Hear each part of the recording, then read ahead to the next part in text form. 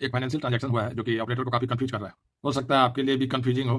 Carefully देखिएगा। Company ने 5 लाख का इक्विपमेंट खरीदा है, लेकिन पेमेंट उसका 100% कैश के रूप में नहीं हुआ है।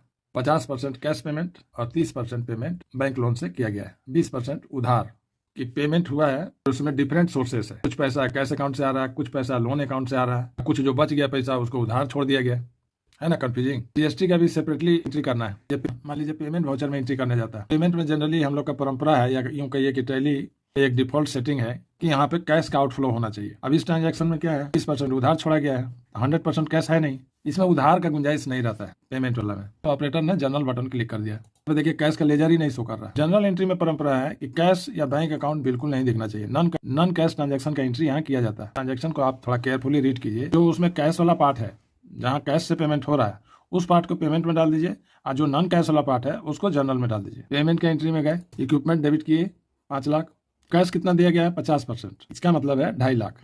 लोन अकाउंट से कितना दिया गया है 1.5 लाख, 30%। HDFC बैंक लोन का लेजर है, उससे आप शो कर दीजिए कि 1.5 लाख दिया गया है। बाकी बचा 1 लाख, उसका एंट्री आप जनरल वाउचर में कर दीजिए। इक्विपमेंट 1 लाख और सप्लायर अकाउंट 1 लाख, यानी 1 लाख क्रेडिट पे छोड़ा गया है, 1 लाख उधार, 1 लाख रुपया एडजस्ट किया गया है। अब आप बैलेंस शीट में चेक कर लीजिए, करंट लायबिलिटी 1 लाख और लोन लायबिलिटी 1.5 लाख। एक उपाय और, सारा एंट्री को आप जनरल वाउचर में ही एडजस्ट करके दिखा दीजिए। इक्विपमेंट 5 लाख, देखिएगा कैश का या बैंक का लेजर नहीं दिखा रहा है क्योंकि जनरल एंट्री है। जनरल एंट्री अपने धर्म का पालन कर रहा है कि भाई नॉन कैश लेजर को ही दिखाना है। यहाँ पे अगर एडजस्ट कर रहे हैं तो यहाँ शो मोड में क्लिक कीजिएगा, तब जाके आपको कैश का लेजर दिखाएगा। कैश में कितना है 50%, 2.5 लाख का एंट्री कर दीजिए। बाकी बचा 30% बैंक लोन से दिया गया है, तो वो भी देखिए लेजर नहीं दिखा रहा। तो शो मोड में क्लिक कीजिएगा तो आपको HDFC बैंक लोन का लेजर दिखाएगा। उसमें आप डाल दीजिए 1.5 लाख, 30%। कोई चेक नंबर है तो एंट्री कर दीजिए।